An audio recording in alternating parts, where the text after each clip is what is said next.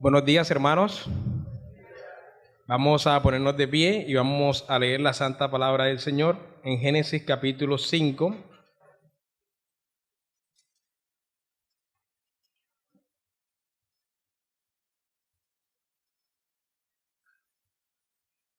Génesis capítulo 5. Vamos a leer todo el capítulo, pero nos vamos a enfocar en los versos 18 al 24.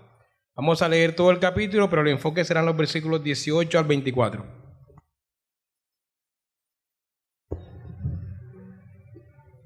Dice la santa palabra de nuestro Señor. Este es el libro de las generaciones de Adán, el día en que creó Dios al hombre, a semejanza de Dios lo hizo. Varón y hembra los creó y los bendijo, y llamó el nombre de ellos Adán, el día en que fueron creados. Y vivió Adán 130 años y engendró un hijo a su semejanza, conforme a su imagen, y llamó su nombre Set. Y fueron los días de Adán después que engendró a Set 800 años y engendró hijos e hijas. Y fueron todos los días que vivió Adán 930 años y murió. Vivió Set 105 años y engendró a Enós. Y vivió Set después que engendró a Enós 807 años y engendró hijos e hijas. Y fueron todos los días de Set 912 años y murió. Vivió Enós 90 años y engendró a Cainán. Y vivió Enós después que engendró a Cainán 815 años y engendró hijos e hijas. Y fueron todos los días de Enós 905 años y murió. Vivió Cainán 70 años y engendró a Mahalaleel. Y vivió Cainán después que engendró a Mahalaleel 840 años y engendró hijos e hijas. Y fueron todos los días de Cainán 910 años y murió. Vivió Mahalaleel 75 años y engendró a Jared. Y vivió Mahalaleel después que engendró a Jared 830 años y engendró hijos e hijas. Y fueron todos los días de Mahalaleel 895 años y murió. Vivió Jared 172 años y engendró a Enoc. Desde aquí es el enfoque de nuestro pasaje. Vivió Jared 172 años y engendró a Enoc. Vivió Jared después que engendró a Enoc 800 años y engendró hijos e hijas. Y fueron todos los días de Jared 962 años y murió. Y vivió Enoc 65 años y engendró a Matusalén. Y caminó Enoc con Dios después que engendró a Matusalén 300 años y engendró hijos e hijas. Y fueron todos los días de Enoc 365 años. Caminó pues Enoc con Dios y desapareció, porque le llevó Dios. Vivió Matusalén 187 años y engendró a Lamec. Y vivió Matusalén después que engendró a Lamec 772 años y engendró hijos e hijas. Fueron pues todos los días de Matusalén 969 años y murió. Vivió Lamec 182 años y engendró a un hijo. Y llamó su nombre Noé, diciendo: Este los aliviará de nuestras obras y del trabajo de nuestras manos, a causa de la tierra que Jehová maldijo. Y vivió Lamec después que engendró a Noé 595 años y engendró hijos e hijas. Y fueron todos los días de Lamec 777 años y murió. Y siendo Noé de 500 años, engendró a Sem, a Cam y a Jafet. Señor, te damos muchas gracias por esta porción de las Escrituras que tú has inspirado para nosotros y la has preservado para nuestros días. Te pedimos que tú nos hables a través de esta porción, Señor. En el nombre de tu Hijo lo pedimos. Amén. Bueno, mis hermanos, siguiendo con nuestra serie que estamos viendo sobre las crónicas de Dios, las crónicas entre Dios y su pueblo, o de Dios y su pueblo, hoy es el turno de hablar de Dios y Enoc, el hombre que caminó con Dios, ¿no? Dios y Enoc, el hombre que caminó con Dios, y ese de hecho es el título de nuestro sermón en esta mañana. Dios y Enoc, el hombre que caminó con Dios. Enseñar sobre la relación de Dios y Enoc es un gran reto, en realidad, puesto que muy pocos versículos en las Escrituras nos hablan sobre Enoc. Aparte de este pasaje de Génesis 5, versículos 18 al 24, Se nos habla de Enoc también en Hebreos capítulo 11, versículo 5 y en Judas 1:14. En Hebreos se repite la misma idea que vemos aquí en Génesis 5 y en Judas se nos menciona una profecía que él dio. El resto de las veces que las escrituras hacen referencia a Enoc es para mencionarlo en alguna genealogía, como en Lucas 3:37 o en Primera de Crónicas 1:3. Sin embargo, mis hermanos, a pesar de este limitante, las escrituras nos dan mucha información sobre Enoc en tan pocos versículos. Pocos versículos, pero mucha información. Aquí la información, aunque la información es limitada, es suficiente para hablar a nuestras vidas en esta mañana. Hay tres ideas en el contexto de Génesis 5 que hacen que la historia de Enoc cobre mucho sentido para nosotros. Primero, la realidad de la muerte. Vimos en Génesis 3 que se nos habla de la muerte como consecuencia del pecado. Si Adán y Eva desobedecieron y la muerte entró a la creación, y esa realidad se evidenció con la trágica muerte de Abel, como lo vimos en nuestro sermón pasado de esta serie. Y esta fue la primera muerte registrada en la historia de la humanidad. En segundo lugar, vemos la lucha entre las simientes. Génesis 3:15 nos anticipó una lucha en la historia de la humanidad entre dos simientes, la simiente de la mujer y la simiente de la serpiente, y Génesis va a poner el foco en esta lucha, y toda la historia de la redención, desde Génesis hasta Apocalipsis, nos va a poner el foco en esta lucha entre la simiente de la mujer y la simiente de la serpiente. Y por último, en el contexto también vemos la promesa de vida. En Génesis 3:15 se da implícitamente una promesa de vida eterna para la humanidad caída. Y esa promesa de vida eterna va a dar mucha luz a nuestro pasaje de esta mañana. Así que sin estas tres ideas del contexto, la historia de Enoc realmente no se pudiera entender adecuadamente. Y de hecho es debido a este contexto que podemos entender mucho sobre la historia de Dios y Enoc en tan pocos versículos. Así que vamos a ver 3 puntos en este sermón, los mismos 3 puntos que vamos a usar a lo largo de nuestra serie. ¿Cuáles son los hechos? ¿Qué aprendemos de este pasaje? Y cómo nos muestra el Evangelio y a Cristo, ¿cierto? Entonces empecemos con los hechos. Este pasaje nos presenta la genealogía desde Adán hasta Noé, es decir, desde Adán hasta el diluvio. Hay cierto debate entre los teólogos sobre si esta genealogía solo menciona cronológicamente a personas de renombre en la descendencia de Adán y hasta Noé, o si menciona cronológicamente y estrictamente a todos los descendientes desde Adán hasta Noé, es decir, todos los nombres que aparecen aquí son estrictamente los descendientes, o simplemente nos está mostrando cronológicamente a las personas de más renombre en esa genealogía. Si lo primero es el caso, es decir, que solamente nos mencionas a personas de renombre, sería imposible determinar cuánto tiempo transcurrió entre Adán y el diluvio. Si lo segundo es el caso, que esta es una genealogía estricta que nos presenta persona por persona, desde Adán hasta Noé, entonces se podría afirmar que transcurrieron alrededor de 2000 años entre Adán y el diluvio.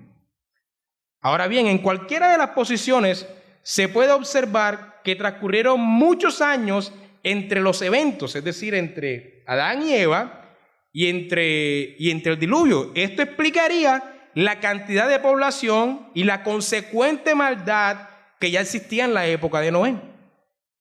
La narración de esta genealogía, además, sirve para mostrarnos una transición entre los primeros eventos creacionales, la historia de Adán y Eva, la historia de Caín y Abel, y la historia de Noé y el diluvio. Hay una transición aquí entre estos eventos y este evento que viene después de esta genealogía. Y en esta genealogía podemos observar varias cosas interesantes. Primero, comenzando con Adán y terminando con Noé, se pueden contar 10 genealogías. 10 genealogías. Si contamos a los hijos de Noé, entonces serían 11 genealogías en total. Segundo, las personas antes del diluvio vivían en promedio 900 años. Luego del diluvio, los años se recortaron significativamente a un promedio de 120 años.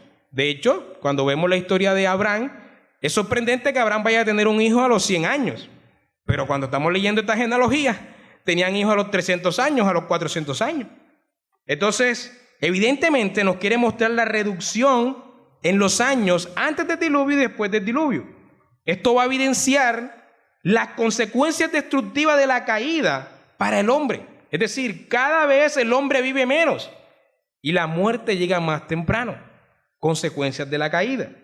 Y tercero, de cada individuo, si nos dice quién fue su padre, se nos dice cuántos años vivió antes de tener hijos, se nos da el nombre de su descendiente en la línea hasta Noé, se nos dice los años que vivió luego de engendrar a este descendiente, se nos dice que tuvo también más hijos e hijas, los años que vivió en total, se nos dice, y termina con una declaración fundamental, mis hermanos, una declaración fundamental para entender por qué esta genealogía está aquí, y es, y murió. Ahora veremos por qué esta expresión va a ser tan importante. Se repite con todos los descendientes, a excepción de uno. Ahora bien, hay tres hechos que son más relevantes en esta historia, y estos tres hechos se conectan con el contexto y son los siguientes. Primero, la realidad de la muerte. La expresión "y murió" es central, mis hermanos, para entender este pasaje.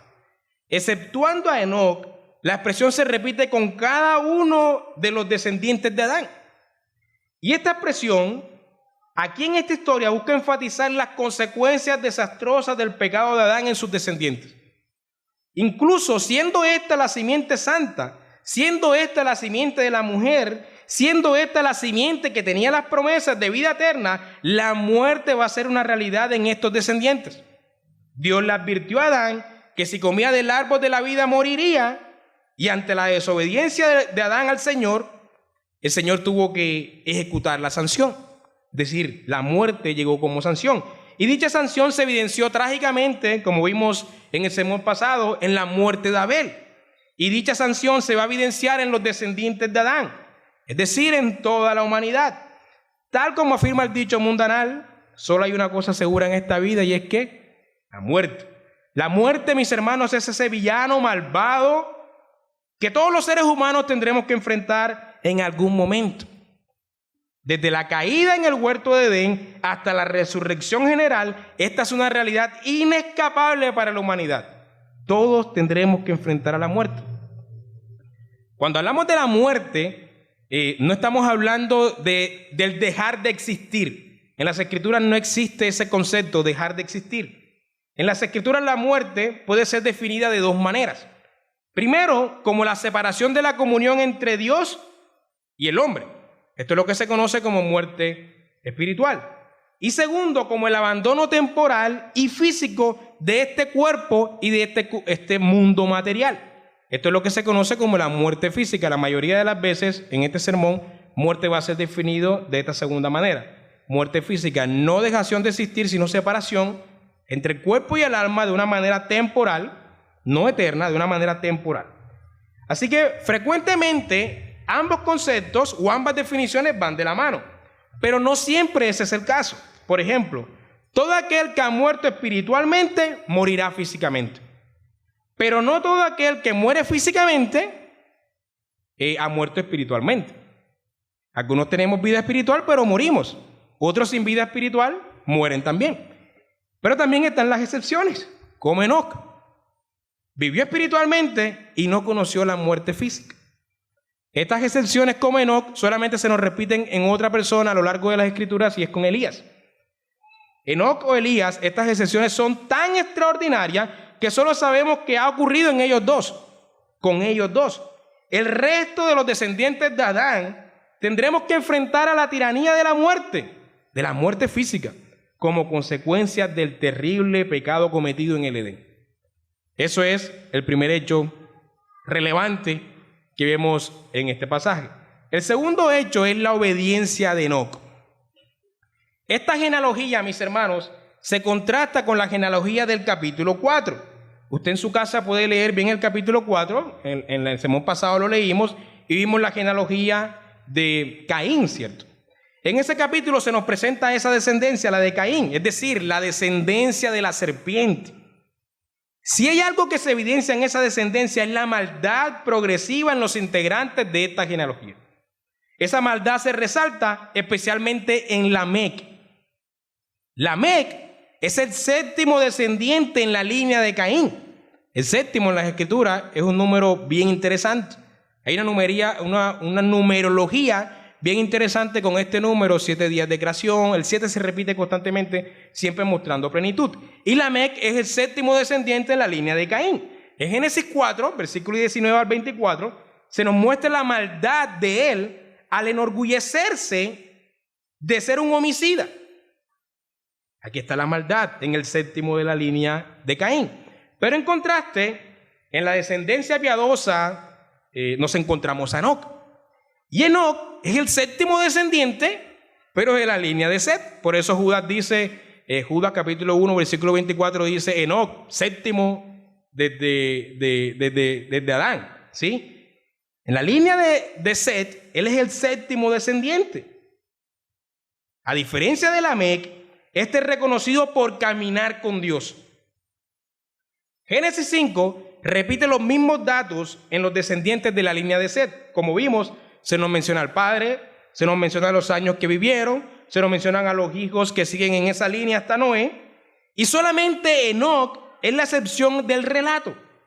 En el relato, cuando el relato llega a Enoc, el autor hace una pausa y resalta que él caminó con Dios, lo que implica obediencia y compañerismo con Dios. Caminar con Dios aquí es la obediencia y el compañerismo con Dios. Mientras el séptimo de la línea de Caín es reconocido por el homicidio y por la maldad, el séptimo en la línea de Set es reconocido por la obediencia y por el compañerismo con Dios.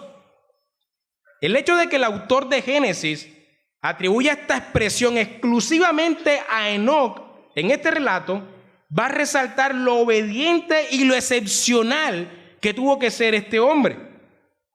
Tal vez, mis hermanos, nos gustaría que se hubiesen escrito historias sobre la vida de él para tal vez aprender de su obediencia y de su piedad. Pero la descripción precisa que tenemos aquí, que se ha dado, es suficiente para comprender que fue un hombre íntegro y fiel a Dios. Desde la época de Adán, el compañerismo de Dios con el hombre parece haber sido muy limitado debido a la desobediencia humana. Pero con Enoc, el compañerismo tuvo un grado mayor. Sin estar en el huerto de Edén, Enoc disfrutó del compañerismo con Dios mucho más que cualquiera de sus antepasados y cualquiera de sus descendientes. Nos muestra lo excepcional de este hombre. Y tercero, nos encontramos con la esperanza de vida eterna en los hechos relevantes de este pasaje. Cuando Adán y Eva recibieron la promesa de una simiente santa que destruiría a la simiente de la serpiente, Adán respondió a esa promesa con fe al colocar a su mujer el nombre de Eva.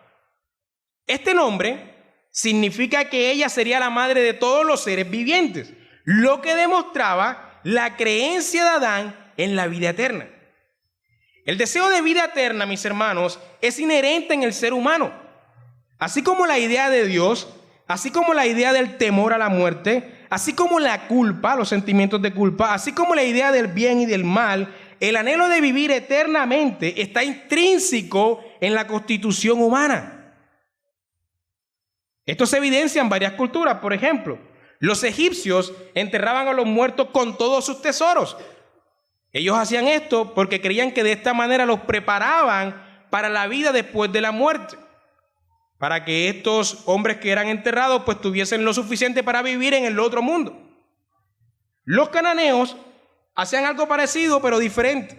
Ellos dejaban algunos orificios en las tumbas de sus muertos y desde ahí les daban agua. ¿Para qué le daban agua a los muertos?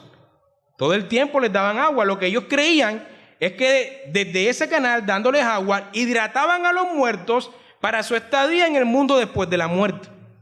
Y cuando estudiamos culturas antiguas, todas estas culturas tienen esta idea de una vida después de la muerte.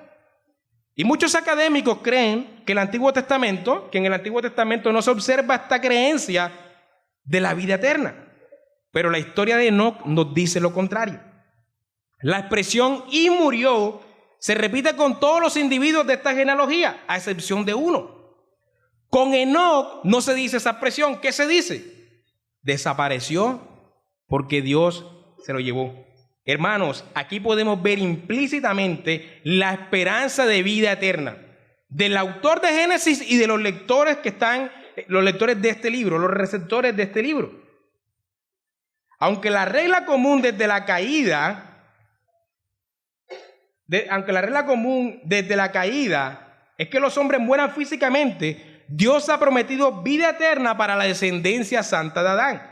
La historia de Enoc entonces es iluminadora para los lectores del Antiguo Testamento, puesto que se evidencia que sí hay esperanza contra la tiranía de la muerte. Si existe un hombre, hermanos, escuchen bien esto, si existe un hombre que desaparece sin conocer la muerte, entonces la muerte puede ser esquivada y puede ser vencida. Eso está claro en este pasaje. Además, si existe un hombre que desaparece sin conocer la muerte, ¿a dónde fue? Entonces, hay otro lugar, aparte de este mundo material, en el que se podrá vivir. Esto era algo esencial para los lectores de Génesis y algo que el autor de Génesis quería transmitir a su audiencia. Así que, mis hermanos, aunque Génesis 5 nos muestra el hecho de la triste realidad de la muerte y murió, también nos muestra la esperanza de que aquellos que caminan con Dios podrán vencer a la muerte. ¿Qué podemos aprender de esto? De esta historia entre Dios y Enoc podemos aprender dos verdades. Muchas verdades, pero solamente me he quedado con dos verdades. Las mismas verdades que hemos estado resaltando. Primero, mis hermanos, la realidad de la muerte. Fue difícil escribir esto. La realidad de la muerte. Hay una tendencia, mis hermanos, en algunos cristianos a menospreciar la dura realidad de la muerte. Ellos piensan que creer en la vida eterna te obliga a enfrentar a la muerte omitiendo el profundo dolor que ésta causa. Es doloroso cuando una persona se enfrenta cara a cara con la muerte. A pesar de que teóricamente se crea firmemente en la vida eterna, en el momento en el que el creyente está en una situación que lo obliga a mirar a la muerte cara a cara, lo que teóricamente parecía fácil afirmar se convierte en una realidad práctica difícil de vivir. Un creyente que cree firmemente en la vida eterna y es diagnosticado con un cáncer terminal, hermanos, obligatoriamente va a atravesar un momento de duelo al enterarse de su inminente partida de este mundo. El creyente, por supuesto, anhela ver al Señor cara a cara, pero a la vez es doloroso tener que despedirse de sus seres queridos. No es para nada fácil asimilar que sus familiares tendrán que acostumbrarse a estar sin su presencia. Incluso para este cristiano puede que sea más doloroso el pensar sobre el futuro de sus seres queridos sin él que el enfrentarse a la muerte en sí. Por otra parte, un cristiano que acaba de sufrir la pérdida de su esposa creyente, hermanos, tiene la convicción de que su amada se encuentra en la presencia de su Señor, pero no deja de sentir un profundo dolor al despedirse de su compañera idónea temporalmente. No es fácil asimilar el tener que vivir, de que seguir viviendo sin la presencia del que murió, del que se fue. No es fácil consolar a un cristiano que acaba de perder a un ser querido, incluso si ese ser querido también era cristiano. No es fácil consolar a los que pierden a un ser querido. La realidad de la vida eterna, mis hermanos, lo puede consolar, pero el dolor a la muerte no desaparecerá fácilmente.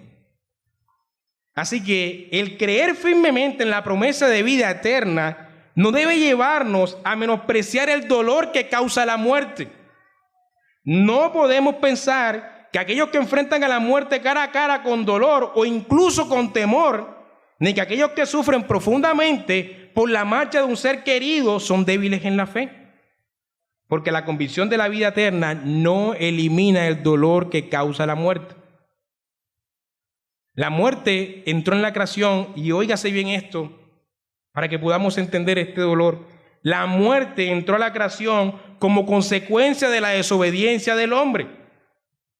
Al analizar a la muerte y el sufrimiento que ésta causa, esto nos muestra la profundidad de las consecuencias del pecado. Por tanto, es normal el dolor que la muerte causa en la humanidad. Si no fuese así, entonces la muerte no sería un castigo severo para el pecado. Uno de los momentos más duros en la vida de cada persona es cuando asiste a las funerarias o a los cementerios a presenciar el sepelio de un amigo, de un familiar o de un conocido, ¿no? Son momentos horribles. No son momentos duros solamente por pensar en la persona que ha partido. También es un momento duro por observar el dolor que esta partida causa en los familiares y en los amigos presentes. El mismo Señor Jesucristo, mis hermanos, sabiendo que resucitaría a Lázaro, lloró al ver el dolor en sus familiares. El Señor Jesús presenció las consecuencias profundas del pecado del hombre en el dolor a la muerte. Ser el autor de la vida eterna no lo condujo a menospreciar el dolor que causa la muerte, sino que al contrario lloró con ellos, se compadeció.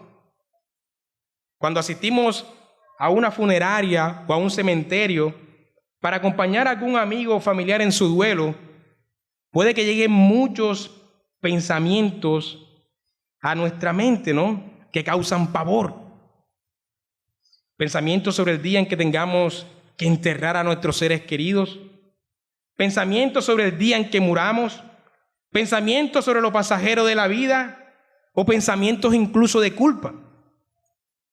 Todos estos pensamientos invaden nuestra mente y nos ponen sensibles ante esta cruel realidad.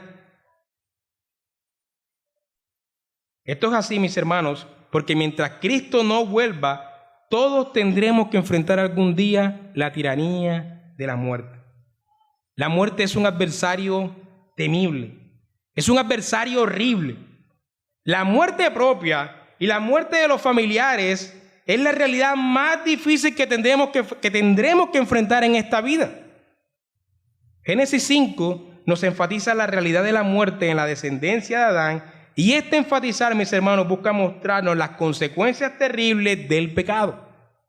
Por tanto, el dolor que causa la muerte no se puede menospreciar.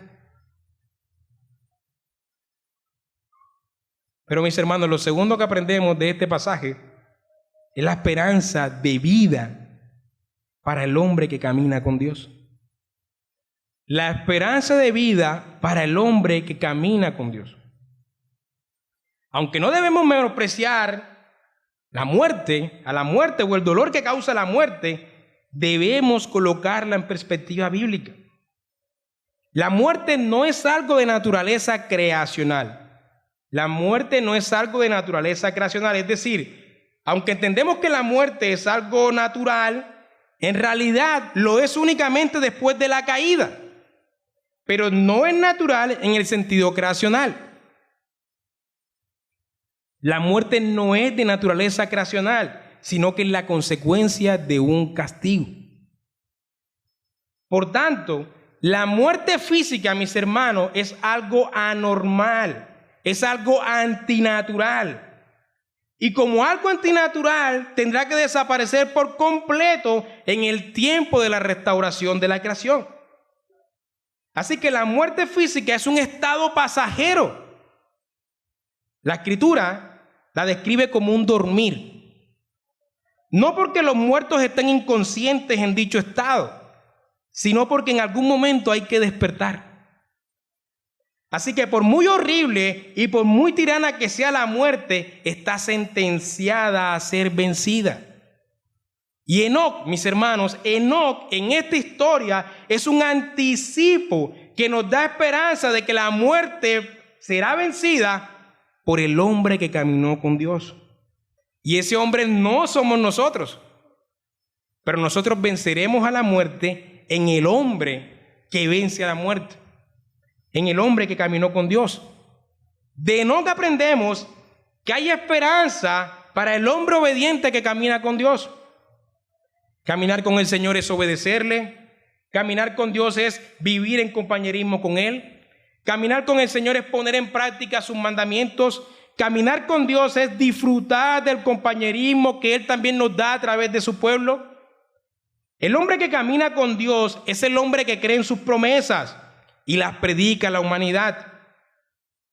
Muy pocos versículos nos hablan sobre la vida de Enoc, pero la descripción, caminó con Dios, nos da mucha información sobre él. Es una descripción corta, pero profunda, mis hermanos. Esta descripción de caminar con Dios nos es dada para que podamos entender las siguientes palabras. Desapareció porque se lo llevó Dios. Porque Dios se lo llevó. Enoc escapó de la muerte porque caminó con Dios. El que obedece a Dios y goza del compañerismo del Señor obtendrá como recompensa escapar de la muerte física. Enoc no venció a la muerte, mis hermanos.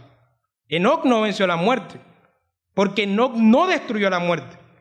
Él pudo escapar de ella porque caminó con Dios. La historia de Enoc está aquí para dar esperanza de vida eterna a todos los que hemos abrazado la fe en el Dios Trino.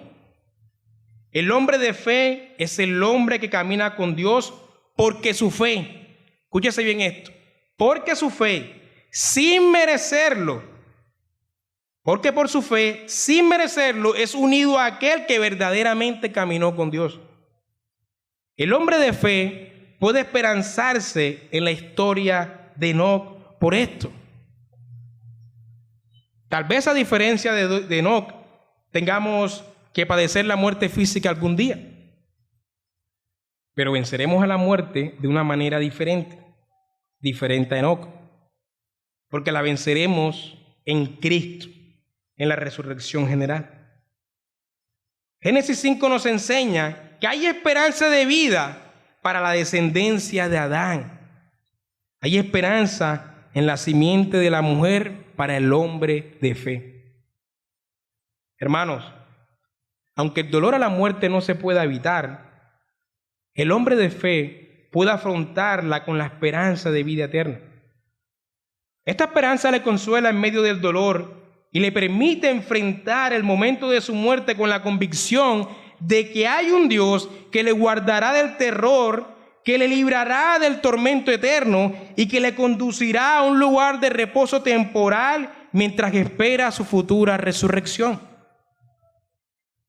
Esta esperanza le permite entender que la muerte física no es el fin, sino una transición entre el reposo temporal del estado intermedio del alma. El estado intermedio del alma en teología es el momento entre la muerte de un cristiano hasta su resurrección.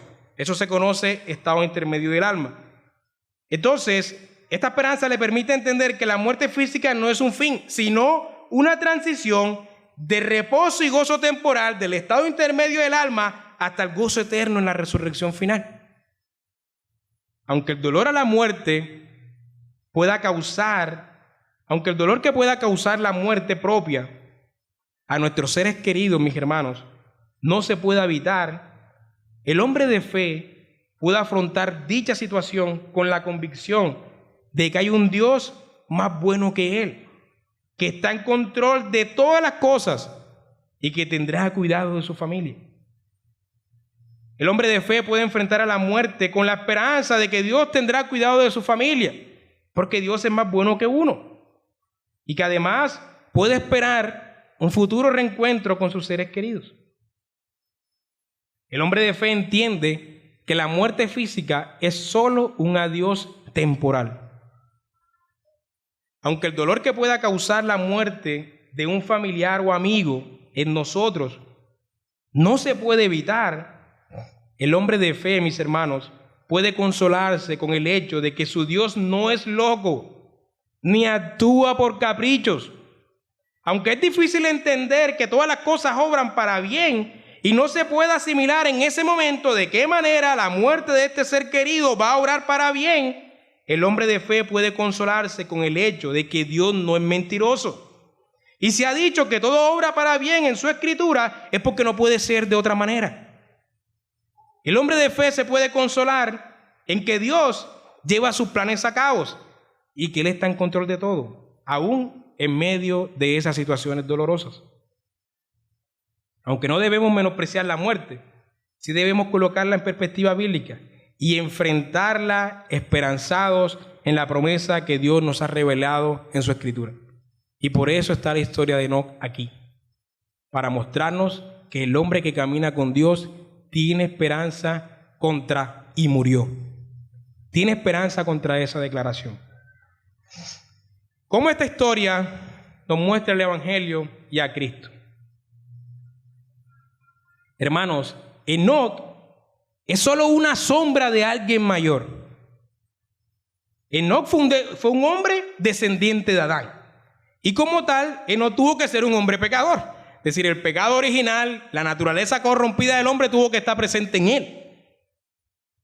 Aunque se dice que caminó con Dios, lo hizo a pesar de sus pecados. Pero hay alguien más del que sí se puede decir que caminó perfectamente en comunión con Dios. Alguien que fue tentado en todo, pero sin pecado. Cristo, mis hermanos, el hombre caminó en perfecta obediencia y compañerismo con el Padre. Él fue obediente a todos los mandamientos. Él fue obediente en todo a la voluntad del Padre. Él caminó en pleno compañerismo con el Padre todos los días de su vida. Pero a diferencia de Enoc, él sí conoció la muerte. Enoc evitó la muerte por caminar con Dios, pero Cristo, al caminar con el Padre, enfrentó a la muerte. Él conoció a la muerte para vencer a la muerte en su muerte. A diferencia de Enoc, él sí conoció a la muerte, pero la muerte no lo retuvo. Enoc no venció a la muerte. Enoc no venció a la muerte. Enoc solamente escapó de la muerte. Pero Cristo sí venció a la muerte en su muerte. Por caminar con Dios, Enoc escapó de la muerte, pero Cristo enfrentó a la muerte para ganar vida eterna para todo su pueblo. Murió, mis hermanos, para que nosotros vivamos. Él no rehuyó a la muerte, sino que la enfrentó, la venció y ganó vida eterna para nosotros. Así que su muerte resultó en vida para su iglesia. Hermanos, Cristo recibió el castigo que merecía toda la descendencia santa para que nosotros podamos vencer a la muerte.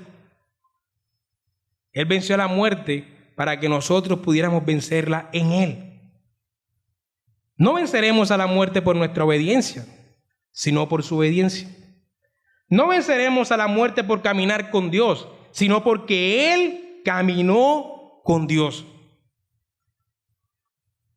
Por eso, como Pablo, mis hermanos, podemos preguntarle a la muerte: ¿dónde está, oh muerte, tu aguijón?